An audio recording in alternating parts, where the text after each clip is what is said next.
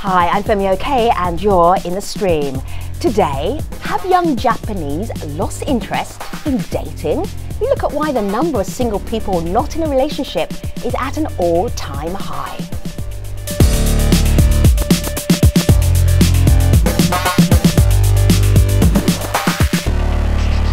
Our digital producer Makiko Segawa is always looking out for your live feedback, and if there's anything viral, Malika knows about it, which is really pertinent to our conversation today because it starts with an article that a lot of people read. Exactly, and a lot is kind of an understatement. So I pulled up the article on my screen here. It has a very provocative title of Why Have Young People in Japan Stopped Having Sex? This is an article in the Guardian newspaper. Of course, we're going to discuss that today, but what we've been hearing from is our Japanese netizens online who say it's a little bit more nuanced than you might think. So for all of you at home watching the show, we want you to tweet in your questions and your comments. Just make sure you use the hashtag AJStream. Now joining us in the studio, our set guest, he's already been tweeting. He's very eager. Roland Kelts is a Japanese-American writer and author of Japanamerica, How Japanese Pop Culture Has Invaded the US. Roland, great to have you here. Thank you. So you've been tweeting, you've been on social media about this subject. What have you been hearing? Well, for one thing, the headline is more sensationalist than the article itself. The story is really about, what I think is most interesting and what people are talking about is the fact that men and women in Japan are so far apart. And that's partly societal. It's partly the way the society is structured. Okay, more from Roland in just a moment, but he's getting going already. So here at the stream, we like to think of ourselves as an online community that just happens to have a TV show. We love hearing from you, so share your stories that you've been following. You can do that by going to our About page, which is where I am right now, and you can find all of our Twitter handles. Here's mine, here's Malika's. More importantly, our producers down here tweet us your stories, your ideas, and they could be turned into future episodes.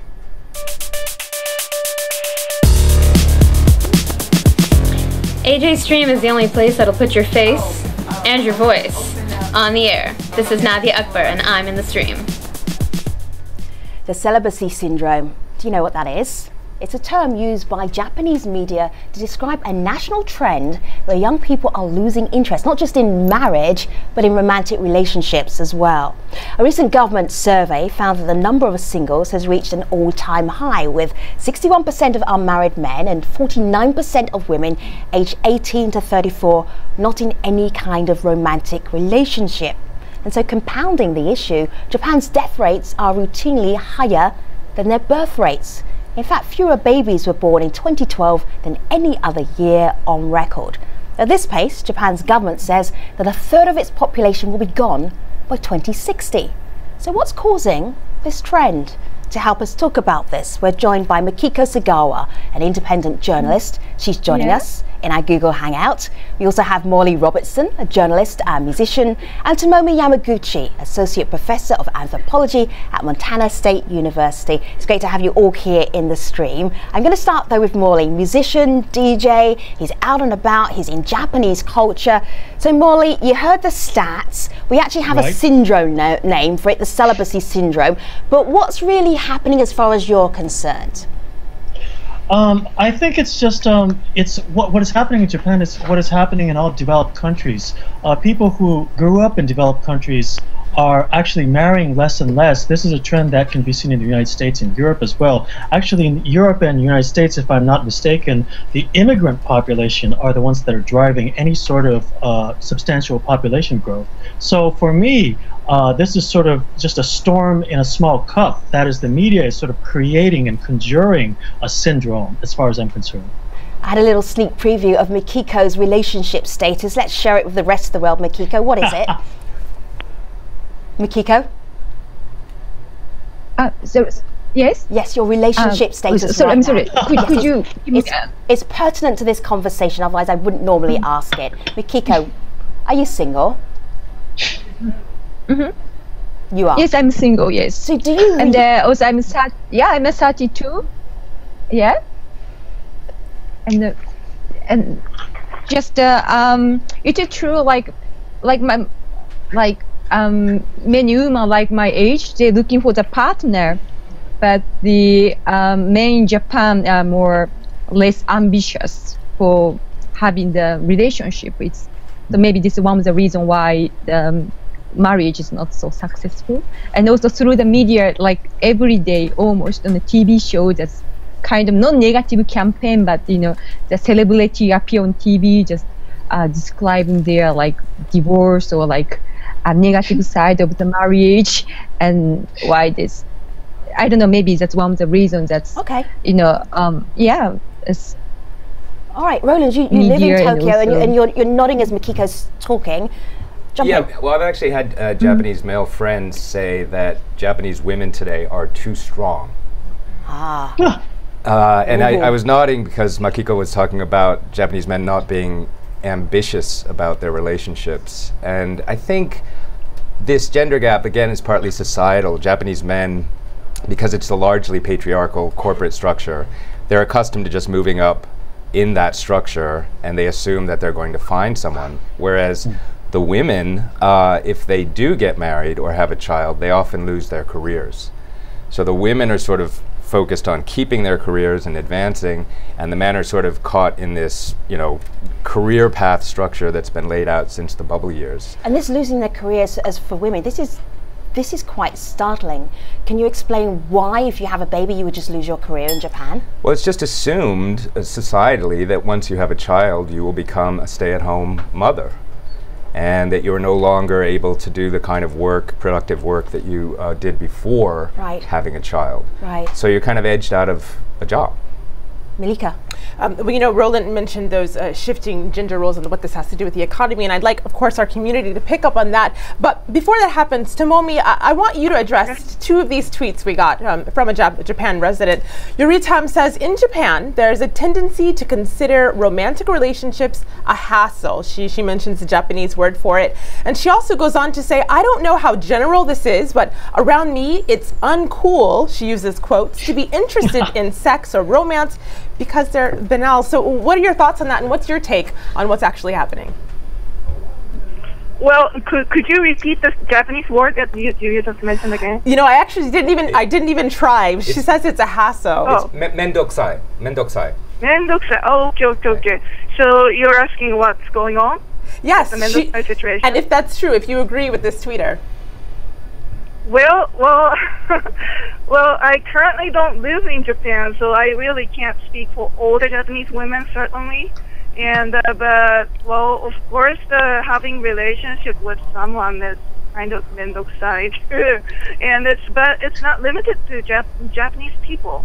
It's probably mendokusai for everybody in the world, because it really requires certain amount of energy, certain amount of you have to spend time, you have to spend all those possibly some career compromise as well. So, I guess it's happening, it may be happening in Japan, but it's probably happening elsewhere. So Morley, there's an intimate part of this conversation that we can't really avoid. So if we're looking at perhaps sexual patterns or sexual habits changing in Japan, not that you would be an expert on this subject, but just as, I don't even want to say as a voyeur, but as somebody who's been living in Japan for such a long time, can you see that maybe young people are relating to each other in a different way intimately?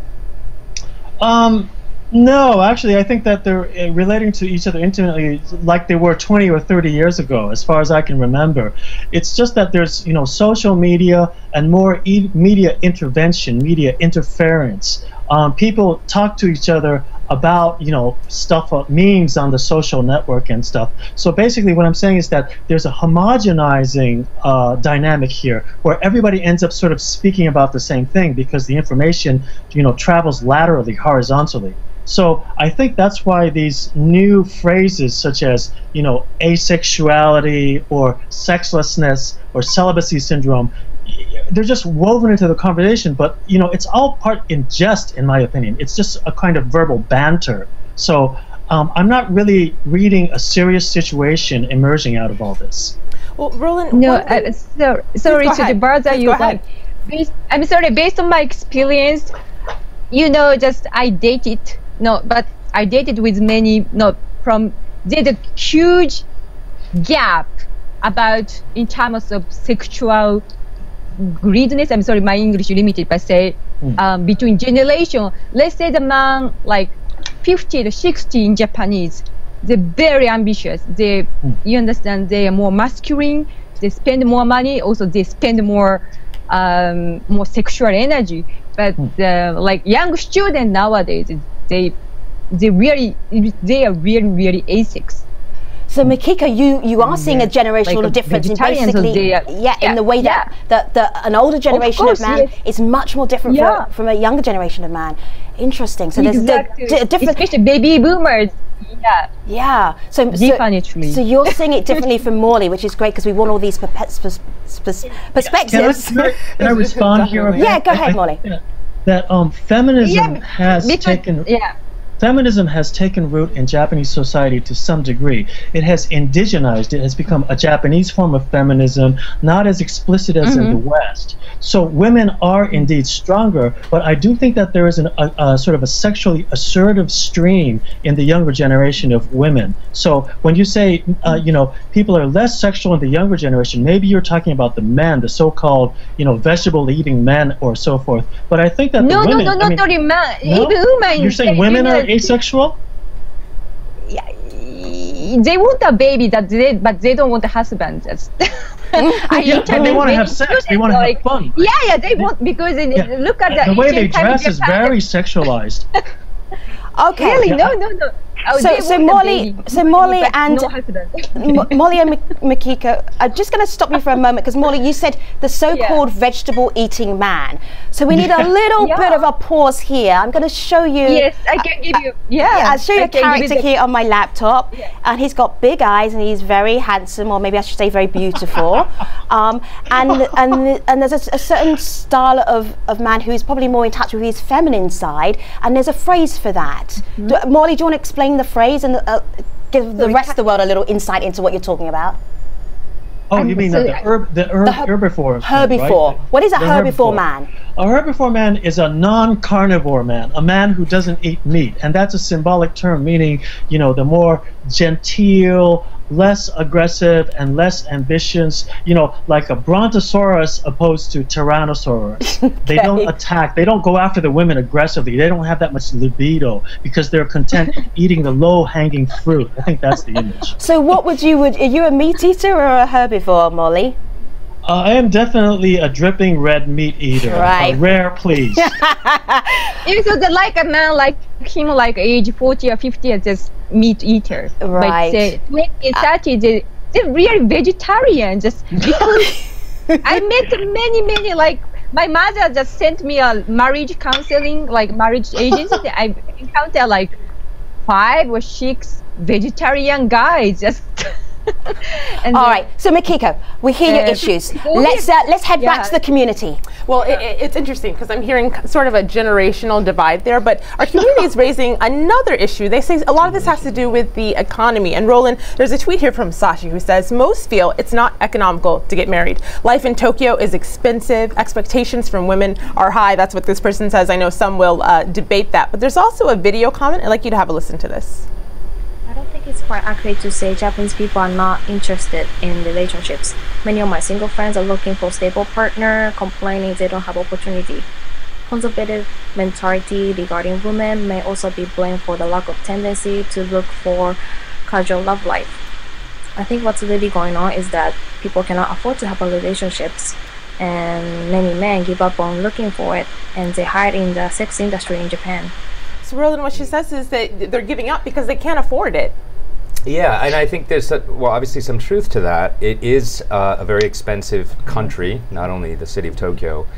There's also something I'd like to add about this generation gap, because the older generation of men, especially if you get up into the 50s and 60s, they were the hard-working salarymen who became famous worldwide for being, like warriors in the business class.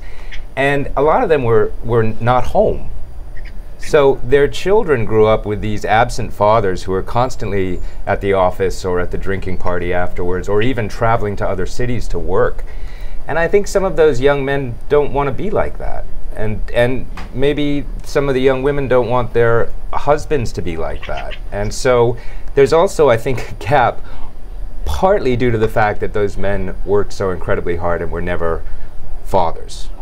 So it's a cognizant push to not be like our parents, basically. Right, and in a way it's an anti-materialistic push as well, because I know a lot of young students who I taught at the University of Tokyo, they definitely they wanted a job, but they didn't want the kind of career that their fathers had. See, what I'm finding very fascinating, I think what a lot of outsiders find fascinating, is that I'm looking at some young men and they're hugging pillows of women. And then we've also got some incredibly lifelike women / dolls, which are also, we'll show you the pictures of those in just a moment, which is also maybe an alternative to the messiness of a relationship. What was it called? Mendokusai. Mendokusai, okay. Mendokusai. I should use that in my life. Yes. Mendokusai. So we have dolls, which you could have, and there's also a virtual game called Love Plus. Yes. And then you can have avoid Mendokusai completely by just having a virtual relationship. How much is this playing into the idea of young people maybe not wanting to hook up so much? Well, we have to be a little bit careful, because the dolls and the pillows that men are hugging, certain men are hugging, yes, and even the dating sims. It's a limited group. Okay. It's not by any means mainstream Japanese who are hugging pillows or playing dating sims. Yeah.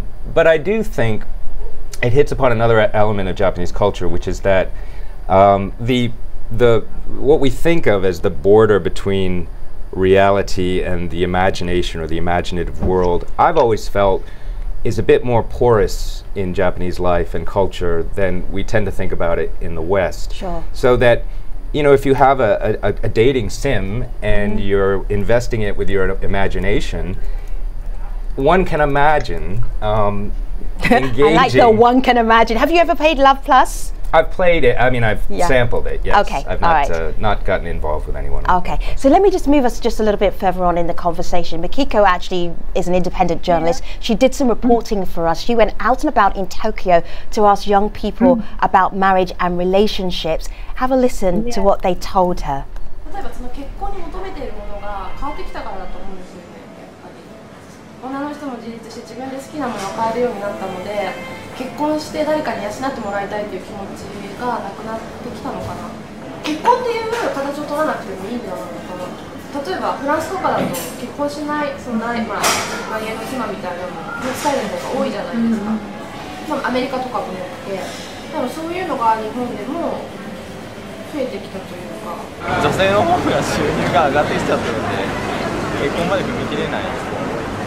なんか自分のが気が小さくなったので、仕事もやりながら子育てが多分できない時代じゃないですか。もうストレス溜まったってよく聞くんで、そうなってる社会だったらもう男の人がそこを支えるしかないんですけど、それができないっていうのが見えてるからこそ、子供を産むのがなんか嫌だな、難しそうだな。結婚すると自分のお金も2人分にしなきゃいけないから、そういう煩わしいことをなるべく遠ざけると結婚が遅くなるかなって、自分のやりたいことを満たしてから結婚しようかなって思うので、40代だったりとか30過ぎたから。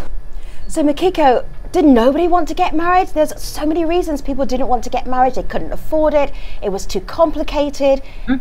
Was that really representative of everybody that you spoke to? I think, I believe that's, but the thing that's common for all of us is just, there's so many things that, unlike before, like my mother's age, marriage cannot be a prioritized issue, because nowadays a woman, like as they describe, can afford life, we can buy whatever we want, we become independent. So there are more things that we can be more individualistic, like egoistic, and not egoistic, how can I say, we can pursue our own dreams, pursue our own lives, but the thing just, they're afraid is just by getting married to somebody, their life gonna be minimized or diminished, or like you have to make a lot of compromise. Okay. So I think the things, and also they agree, even though they don't share it, they didn't reveal it on the TV interview, but they say young men not so, how can I say, it's not positively looking for you understand, they are not. All right, let's bring in the community here. We understand you perfectly. Yeah. Well, Morley, our community here seems to be shifting this to look at the global impact as well as the national impact. So I'm going to read you 2 Facebook comments. Clay says, if you talk to Japanese people about the decreasing birth rate, you'll find that most are freaked out about it. He says, no people equals no taxes, which equals no pensions. On the other hand, Amy says, if increasing population growth is a global worry, maybe the Japanese are just a step ahead of all the others in seeking to redress the global population outlook. Morley, can you elaborate on those 2 strands of conversation? Yeah, I think that the population explosion happening in developing countries and poor regions of the world has to do with really the lack of equal rights among women. So really this is a question of human rights, I would call it abuse, but discrepancy not favoring women, whereas in developed countries, women enjoy more equal rights and options in life, and hence, they're not bound to becoming homemakers or mothers and whatnot. So there is a general trend in developed countries for the women to delay childbirth or even forego marriage. And also, let us not forget that there's a whole diversity in sexuality. People of the same sex are marrying now in developed countries. So there are so many factors contributing there. But I do think that there is a general trend globally for the population to keep increasing in an explosive direction when you look at the whole world. Yes. So Tomomi, if you look at this conversation as an anthropologist, how would you sum it up? What do you think the future will be like for Japan? Well, as an anthropologist, actually it's more interesting to see all the reaction by the American British media on this rather than the Japanese situation. And I'm really curious why people are so interested in somebody else's sex life. Because it's really nobody's business, really. And as an anthropologist, you must have the answer to that. Why do you think the world is so intrigued by different kinds of sexuality, particularly what's happening in Japan right now? Well, Japan, there has been kind of the tradition of really Orientalism kind of ways to see Japan. Definitely it's working here. But also that when those media reports on Japan and they just forget about all the diverse sexualities and they tend to impose on this kind of heterosexual norm. Right. Which is really, really strange to me. All right. And also the other thing is that what's the issue about this whole, why is this pathologizing celibacy is really going on here? Is one huge kind of question that I have, and probably I'm kind of not answering your question. No, you're giving me like 3 questions for the post show, so I will appreciate those. We'll come back to all of those. Roland, you had a very quick question for Makiko. You had that question that you were saving. Makiko, we don't have much time, but ask her the question. I just wanted to ask why you're still single. Because I cannot find, I'm looking for, but I still don't meet the fatal man. And also, I was born, like I had a kind of partner, not partner, that the man that maybe I can marry, but he say, the priority of life, because in Japan, so Makiko, we didn't want to go into your entire private life because that would be very rude of us. But are you hopeful, yes or no? Are you hopeful for the future? Oh, that's a shrug. Maybe. Well, to be further discussed. Maybe or maybe not. Oh, my heart is breaking now for the beautiful Makiko. But Makiko, hold that thought for one moment. How is the community reacting to the conversation? Well, there is a question on why the rest of the world might care about this. A good answer for the post show. Prince says this will have a consequence on the global economy in the long run. Even Japanese productive workforce is at risk. So thank you very much to all of our guests. We are taking you all to the post show because this conversation has just started to get interesting. Let me tell you what we're doing on Monday. On the next show, some members of Canada's Indigenous population say that a genocide was committed against their people and that it's time for the UN to recognise it. We'll have more on that story on Monday. But right now, we head to the post show at stream.aljazeera.com. Thanks for watching.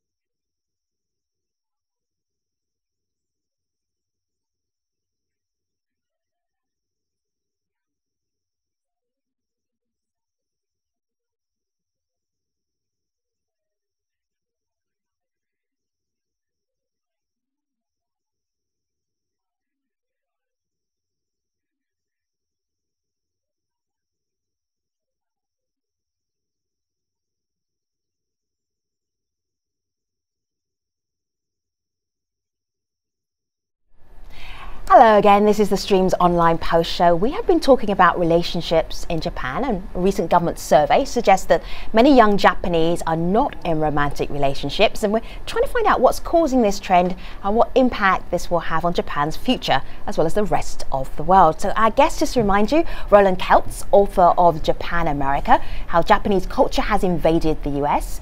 Tomomi Yamaguchi is an associate professor of anthropology at Montana State University.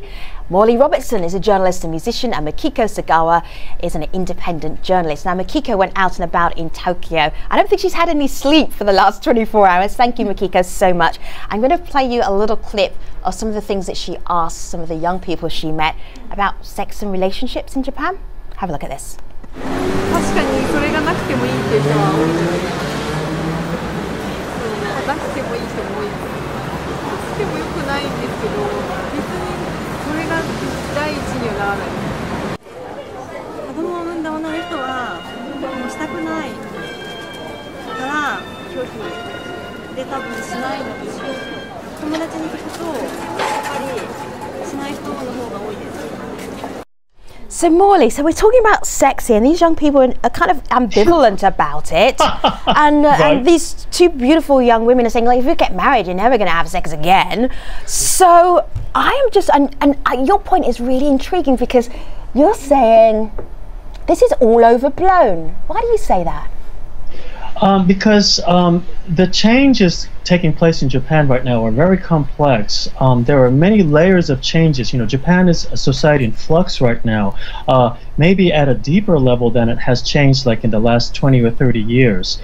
Things are about to sort of, things look like they're going to get out of the 20 years of stagnancy. So a lot of rules are changing. Also, gender roles and gender power balances seem to be changing in many layers of society. So I think that younger people are receiving contradictory signals. The mass media in Japan is very conservative and tends to extend reality from the last decades into the next decade, whereas the reality on the ground is, you know, changing. What you get from the web is very dynamic, more globalized, whereas what you get from Japanese mass media tends to be centralized and, you know, values inherited from older generations. That it's that gap of the two realities competing against each other, which I think is confusing the younger people and making them, you know, less aggressive and less adventurous. That's my take on it. You know, Morley, it's so interesting that you just mentioned what you called contradictory signals, because that's exactly what our community members picked up on. On the one hand, Sashi on Twitter says, sex is a major and successful business in Japan. What youngsters are running away from is commitment, not sex. On the other hand, Roland, there's a video comment here who gives us a kind of a different side of it. Have a listen to this. I think the problem is that Japan is not open to sexual topics, because I feel they are not willing to talk about these kind of issues. And like topics like STD, when I live in Western countries, I saw some kind of campaign to raise awareness of STD, but here in Japan, I don't see often, more like never. I could be wrong, but that's my impressions. So Roland, there's clearly a dichotomy here. Yeah, well, I mean, again, part of it is cultural. Discretion is prized in Japan, perhaps a little bit more so than it is certainly in the United States. Mm-hmm. And part of it, I think, to Morley's point, there's these two competing narratives. I think that's an excellent point. The conservative mainstream media on the one hand, and this explosive community online. You know, Japan is home to the top 5 Twitter accounts in the world. Japan also holds the record which is the top 5? The top 5, I guess, most active, most popular Twitter accounts. Japan is home to the top 5. Wow. Also holds the record for the most tweets per second. Wow. Amazing. By the way. Okay. Completely blew the old record out of the water. This is why people don't have time for relationships. Exactly. Well, that's an excellent point. But there's also a bulletin board site called 2Channel, which is enormously popular in Japan. It's the most active bulletin board site in the world. So a lot of, I think, younger Japanese in particular feel like there's this new domain in which they can communicate what is not being said in the mainstream media. And I think Morley's point again is really excellent, which is that it's incredibly confusing. You've got a mainstream media that's saying one thing, that Japan is still in 1985, basically growth is going to happen again, don't worry. And then you've got these voices online which are completely candid. I mean, very, very open. And usually you can post anonymously. So you maintain the discretion publicly, but online you can go nuts. Right. I'd like to add to Roland's statement about the channel 2 channel. It's called Nichannel in Japan.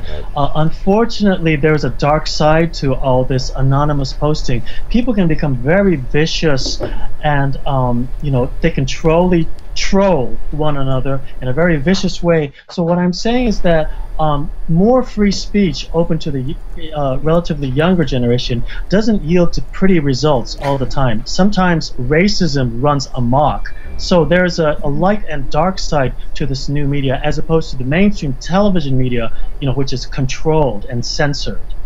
Tomomi, what did you want to add to our conversation? Racism counts for both TV media and also the internet.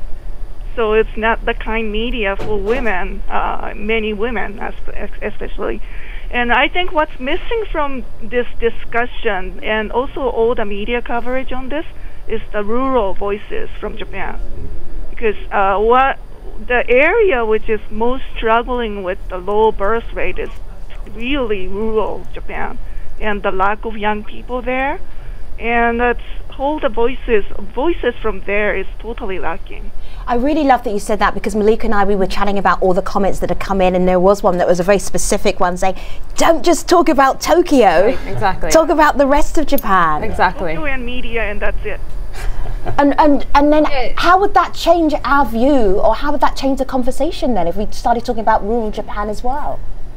Rural Japan, I mean, it's really struggling, and number of young people are decreasing. There's no jobs there, so young people have to go out of the rural areas, and it's pretty depressing. And with the Fukushima incident and also the earthquake, tsunami, I thought that some struggles of the rural Japan got highlighted by the media, but I was wrong, I guess, with this whole reaction that rural Japan is totally ignored in this. Well, just as Femi mentioned, we do have that comment from rural Japan, and he explains that it is different there, and all of our guests have a listen or read the subtitles. Hello, I'm Japanese university student, 21 age. The article read by some media on Japanese youth is a biased joke. Of course, some people do not want to get married, but my friend in hometown want to have direct interaction and get married as soon as possible.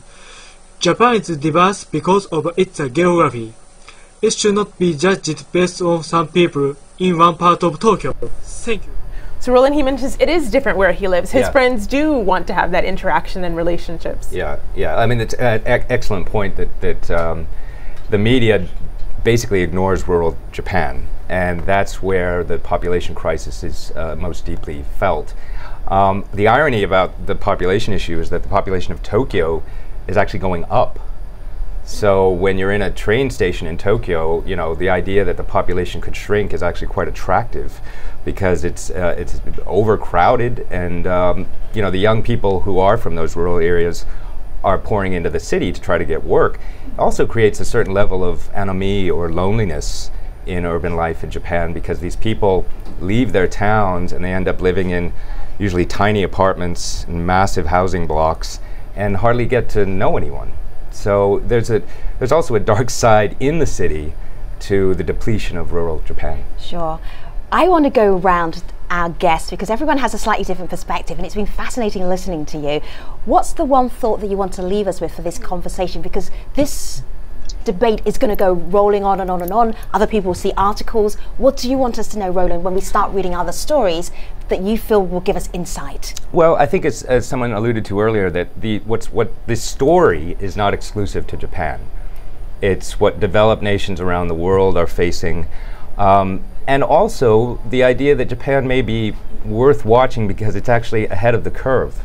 Yeah. It's actually where a lot of the world is headed. And Japan has often been a place to watch for that reason.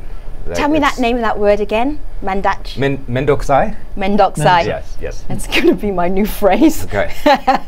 So, Tomomi, what's your closing thought that we should remember? Don't give us a lot of questions, just a thought, so that we can be more informed when we see this discussion going around the world. Oh, this thought? Yeah, your closing thought. Your last piece of insight. Thought. Yes. Okay, yeah, I think it's, I was surprised to see this whole discussion going on so much on the internet and everywhere. But then at the same time, it may be a good thing to really focus on what's going on in Japan currently, and also the gender relations in Japan and the struggles of women especially, but also for men and any people with other genders as well. So we really should learn a little, really more about the context, historical context, and the current situation. Wonderful. Japan. Makiko, thank you for not only just being on the program, but doing some reporting for us. What's your closing thought you want to leave us with about this conversation? Okay, it's about the one thing I want to correct. And according to some westernized newspaper, Japan is a sexless, right? It's one of the most sexless country in the world, but it's only among couples it's sexless. But based on my own personal interview with many young people, and people just, like, there are many kind of like sex relationships, like in many sex industry, for instance. Everywhere just exists. And so in Japan we have honne tatemae, with honest feeling and tatemae. And all the young people I interview agree that it's sexless, and Japan is no sex. This is tatemae. It's just a polite phrase. I understand. I'm sorry, you're claiming back the sexiness for Japan, and you're welcome to have it. So I'm not going to argue on that part. And Morley, we started with you. We're going to end with you. What's the last piece of insight you're going to give us before we wrap the whole show up? I think that Japan is coming out of isolation, and I say that because a lot of these symptoms we've talked about, I believe, are a result of Japan's cultural isolation, which has actually lasted between 50 and 100 years, depending on how you look at it. Japan is being forced out of isolation through, trade agreements with the United States and surrounding countries. The global economy is just tearing Japan out of its old paradigm. Japan will be forced to change by outside forces in the coming decade, and hence I think the climate, the environment, the dynamic is changing rapidly in Japan, and therefore the younger people will have a lot of positive things to look forward to. I think Japan will become sexy because it is coming out of cultural isolation. Well, thank you, Mr. Meat Eater, Morley Robertson. Appreciate your input. To Makiko Segawa, Roland Kelts, and Tomomi Yamaguchi, thank you very much for being part of this conversation, and to our community as well. Where will we take you on Monday? Well, on the next program, some members of Canada's Indigenous population say that a genocide was committed against their people, and that it's time for the UN to recognise it. We will have more on this story on Monday. Until then, we'll see you online. Thanks for watching. Take care.